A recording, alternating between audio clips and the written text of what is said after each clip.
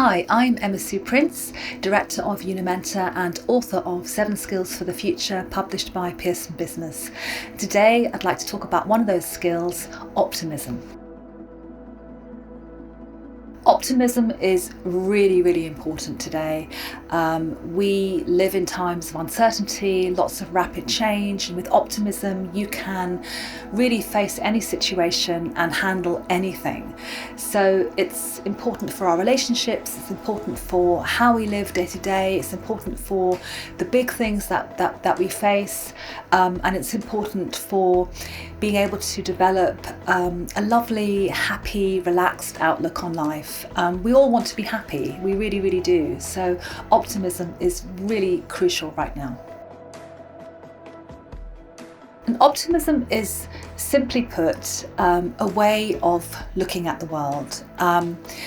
A lot of people believe that we are naturally optimistic or not. I believe that optimism is a skill that we can learn, and often it's about being able to assess a situation with some accuracy. So sometimes taking the emotion out of a situation and just looking, okay, what is actually happening here, and reflecting and being more strategic about how we might respond to events around us. It's also about doing things that ensure that we are creating happy experiences in our lives. And what we found from the research is that optimism, of all the 7 skills are naturally connected, but optimism is very strongly linked with 2 other skills, which are being proactive and being resilient. So if you're proactive in your life, you're more likely to be optimistic. If you're resilient, you're more likely to be optimistic. They all kind of overlap with each other. So it's a skill that anyone can learn, and there are some easy ways that we can put it into action every single day. So some easy ways to develop optimism, which are grounded in research. One quick way is to start practicing gratitude. So people who practice gratitude they experience life with a lot more joy and with a lot better perspective. And doing that every day really does increase happiness levels, and it's that perspective, I think, that's really important. The other thing that you can do, which is connected with gratitude, is to look back over your day and to look at positive experiences. And they found that even people who were dealing with the most dreadful situations, so crisis situations, war zone situations, if they were able to look back over their day, they could identify some positive experiences. It might just be a kind gesture or a cup of tea or a kind word, but that's a positive experience within a day of many experiences. And that helps us to be less prone to this kind of, either or thinking. So it's a really good thing to practice. And I would say another thing is to try and plan for joyful experiences in your day. And they found in the research that it's not about the quality of the experiences. It doesn't have to be something expensive or amazing.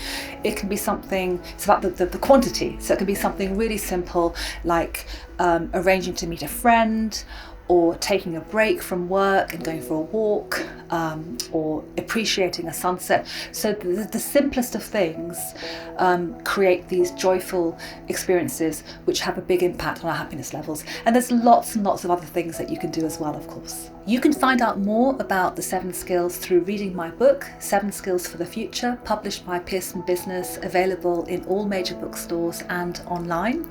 There are lots of ideas and tips in the book on how to develop each of these 7 skills, but also research on what these skills are and why it's so important that we develop them, and actually that we all have them inside ourselves and we can develop them. We also have a podcast called 7 Skills for the Future, available on iTunes and all podcasting platforms. Every Monday morning I have a fresh episode where I'm talking about one of the skills, or I'm interviewing somebody amazing who is telling us about their take on the 7 skills. So do listen to the podcast, and you can also go to the website Unimenta, where there are more free resources on developing any one of these 7 skills, and you can sign up for daily tips, and that's a tip, a video clip, and a little quote on one of those skills, because the best way to develop these skills is every single day. And our latest really exciting initiative is brand new online modules for each of these 7 skills, where you can go in and do quizzes, exercises, video clips, which will just help you strengthen each of these 7 skills. And of course, you're also free to get in touch with me. I love hearing from readers and from podcast listeners. So get in touch, and I'm really happy to talk to you more about these amazing 7 skills for the future.